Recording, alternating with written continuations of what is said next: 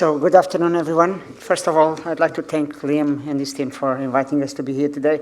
So I'd like to present, I'm going to present our expertise and background on railway electrification projects, and in particular the tool that we have been developing over the past almost 20 years now to help to the risk and to optimize the design of electrification systems. So first of all, for those that are not so familiar with electrification systems, these are some of the problems that we want to tackle with our numerical modeling. So we want to avoid the incidents and accidents, we want to improve the performance, and obviously also want to optimize the performance of both the pantograph and the catenary. And also, very importantly, we want to be able to use reliable tools that are able to, let's say, to do the authorization process virtually instead of doing line tests that are very expensive and that are preventing the introduction of new technologies into service. So, first of all, the background. So we start working in these projects in pantograph catenary interaction in a project in 2005. It was a European project funded by the European Commission called Aeropark, and the idea was to develop reliable tools so that the industry could trust on them. So you can see the partners that are involved. And at that time, the project was a big success. And just after that, there was another project called Pantotrain, where basically it was to develop further the previous project. But the idea was that it would be to validate these tools against experimental data so that the industry could trust on these tools for their own developments. And in particular, the European Commission were very much interested on us to be able to demonstrate that many of the tests that are required for the authorization process of new technologies, new pantographs, new catenary systems to be introduced in service, if we can demonstrate that they work and that the current collection quality is good enough by doing numerical simulations, then that would save a lot of money to the industry, and more importantly, would facilitate the interoperability between different countries. So a few years later, after these projects, and by the way, from the beginning, we started developing our own software called PantoCAT, and a few years later, we started a new project where basically in a blind manner, we were able to compare our software against all other softwares that were developed at that time all over the world. And we developed this benchmark in a blind manner, so we were able to compare the results of our software with many other softwares around the world with very good results. And then a few years later, we at the University of the led a European project called PantoCL, where basically the Shift to Rail and the European Railway Agency were keen for us to simplify the authorization process in the current collection quality. So basically, they wanted us to simplify the authorization process so that can facilitate the introduction of new technologies into service without require the line test experiments that, as I mentioned before, are very expensive. So we finished this project a few years in 2020, and then when I arrived to Huddersfield in 2018, there was already a project in place between Network Rail and Huddersfield where basically Network Rail wanted us, Huddersfield, to develop further a tool that was developed in the 90s by British Rail Research called Overhead 3D. So that tool could be used by Network Rail engineers for their own developments.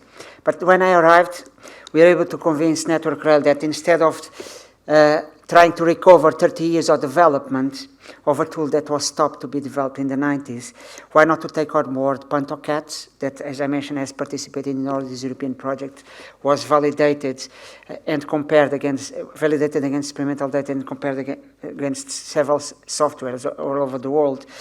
And Network Rail agreed, and basically we had an agreement that Network Rail helped us to certify the tool by an oboe, and in return, we gave a perpetual license of the software for Network Rail engineers to be able to use it. So in this table, you can see that according to the latest standards, in order for a software to be acceptable or to be certified, you need to have a minimum conformance of 80% between your results and the experimental results that are on the standard, and you were able to get around 95% in most of the cases.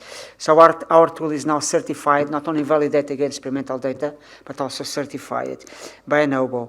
A further development of this project with Network Rail is to develop further capabilities on the tool to study what we call discrete features, for instance, gradients, neutral sections, section isolators, and crossovers, and so on. And it's a project that is ongoing, and obviously you also need to develop a graphical user interface so that the network engineers are able to use it.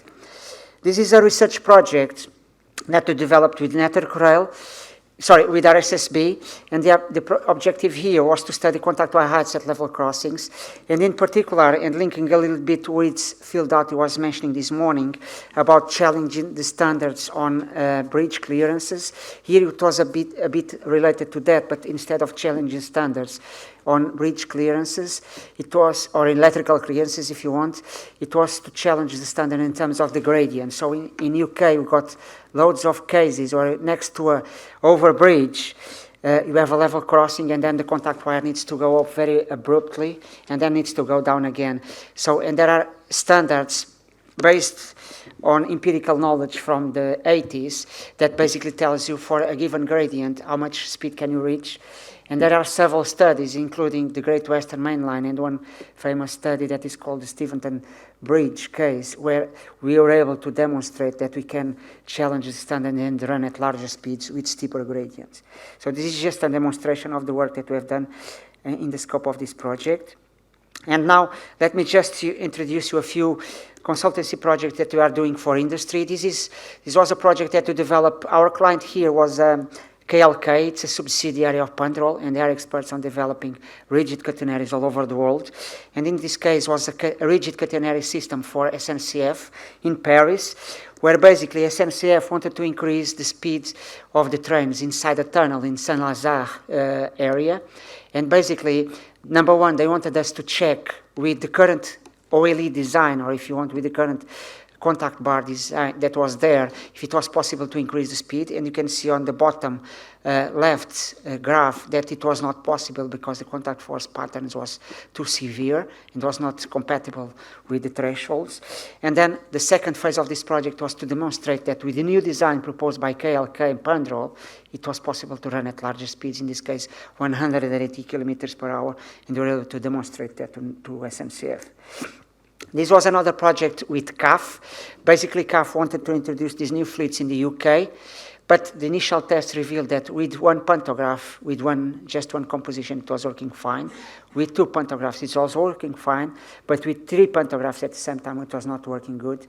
So Network Rail raised some speed restrictions for this fleet, and Eversholt was not happy with it.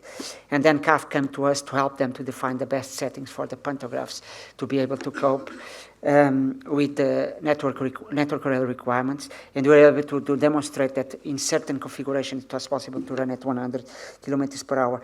And it was one of the initial projects where basically we demonstrated that with our tool we are able to help the industry without needing to run physical tests to demonstrate that it works. This was a project with Siemens in Austria, Germany. Basically, Siemens came to us to help them to develop a design of a new pantograph that should be able to run in conventional rail networks in Europe. And you can ask why Siemens, they have their own development group, or their own development group that develops design of pantographs. Why did they come to us? I'll explain to you in a second why did they come to us, because our tool has a capability that none of the softwares in the world have. I'll come to that point in a second. This was another project with the SME in UK, AOS, basically, and this is a project funded by Innovate UK.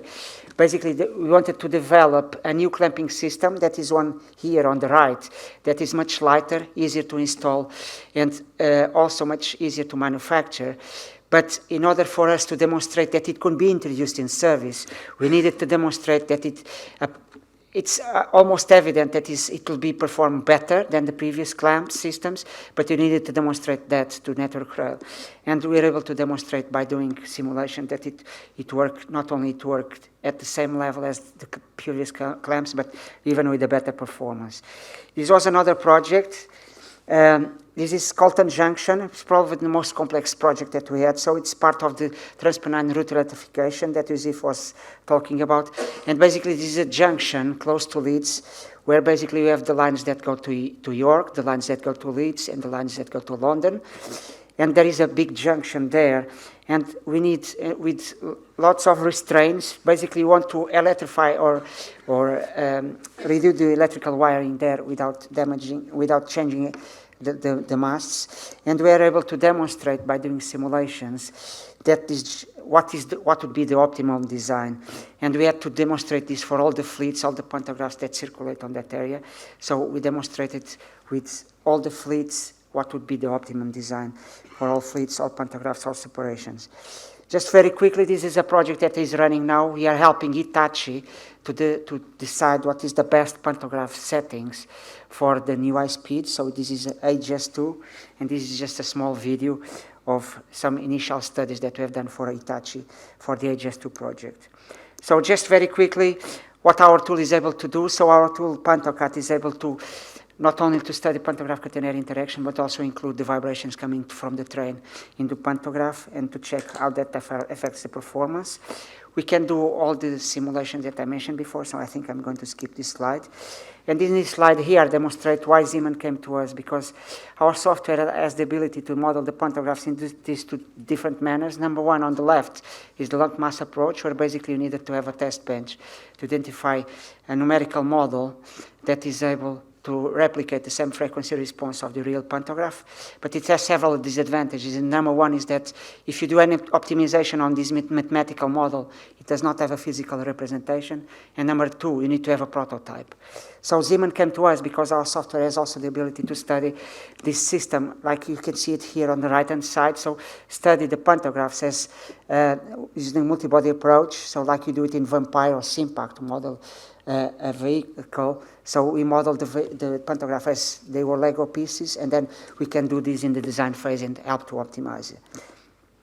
So it's a system, it's fully three-dimensional and runs in a co-simulation between the MATLAB that David was mentioning before, that models the catenary, and multibody environment that models the pantograph. It's very efficient, can also model curves. That's another feature of our software that the others in the world do not have, is that we are able to model curves.